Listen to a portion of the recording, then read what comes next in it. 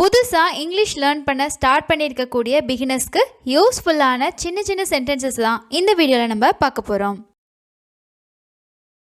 அது முடியாது அப்படிங்கிறத நம்ம இங்கிலீஷில் எப்படி சொல்லலாம் அப்படின்னா இட்ஸ் இம்பாசிபிள் அப்படின்னு சொல்லி நம்ம சொல்லலாம். அவனை கூப்பிடு அப்படிங்கிறத நம்ம இங்கிலீஷில் எப்படி சொல்லலாம் அப்படின்னா கால் ஹிம் அப்படின்னு சொல்லி சொல்லலாம். ஏன் உட்கார்ந்துக்கிட்டே இருக்க, எழுந்து நில்லு அப்படிங்கிறத நம்ம இங்கிலீஷில் எப்படி சொல்லலாம் அப்படின்னா ஸ்டாண்ட் அப் அப்படின்னு சொல்லி சொல்லலாம். இங்கே உட்காரு அப்படிங்கிறத நம்ம இங்கிலீஷில் எப்படி சொல்லலாம் அப்படின்னா சிட் ஹியர் அப்படின்னு சொல்லி சொல்லலாம். யாராவது ஒரு விஷயம் சொல்லும்போது என்னை நம்புங்க அப்படின்னு சொல்லி நம்ம சொல்லுவோம் இல்லையா, என்னை நம்பு அப்படிங்கிறத நம்ம இங்கிலீஷில் எப்படி சொல்லலாம் அப்படின்னா பிலீவ் மீ அப்படின்னு சொல்லி சொல்லலாம். அங்கே போ அப்படிங்கிறத நம்ம இங்கிலீஷில் எப்படி சொல்லலாம் அப்படின்னா கோ தேர் அப்படின்னு சொல்லி சொல்லலாம்.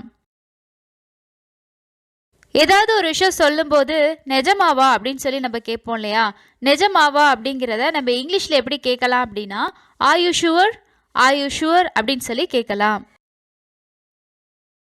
நான் கண்டுபிடிச்சேன் அப்படிங்கிறத நம்ம இங்கிலீஷில் எப்படி சொல்லலாம் அப்படின்னா ஐ ஃபவுண்ட் இட் அப்படின்னு சொல்லி சொல்லலாம். அது நல்லது அப்படிங்கிறத நம்ம இங்கிலீஷில் எப்படி சொல்லலாம் அப்படின்னா இட்ஸ் குட் அப்படின்னு சொல்லி நம்ம சொல்லலாம். லேட் பண்ணாத, சீக்கிரம் வா, சீக்கிரம் அப்படின்னு சொல்லி சொல்லுவோம் இல்லையா, சீக்கிரம் அப்படிங்கிறத நம்ம இங்கிலீஷில் எப்படி சொல்லலாம் அப்படின்னா ஹரி அப் அப்படின்னு சொல்லி சொல்லலாம்.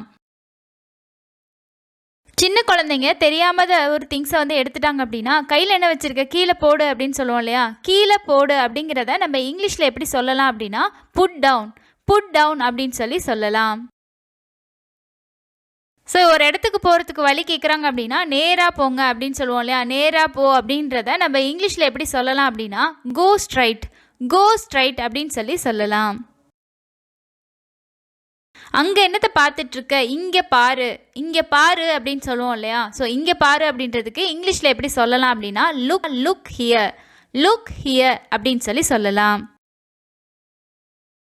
குழந்தைங்க சும்மா சத்தம் போட்டுகிட்டே இருக்காங்க அப்படின்னா கத்தாத அப்படின்னு சொல்லுவோம் இல்லையா, ஸோ கத்தாத அப்படின்றதுக்கு நம்ம இங்கிலீஷில் எப்படி சொல்லலாம் அப்படின்னா டோன்ட் ஷவுட் அப்படின்னு சொல்லி சொல்லலாம்.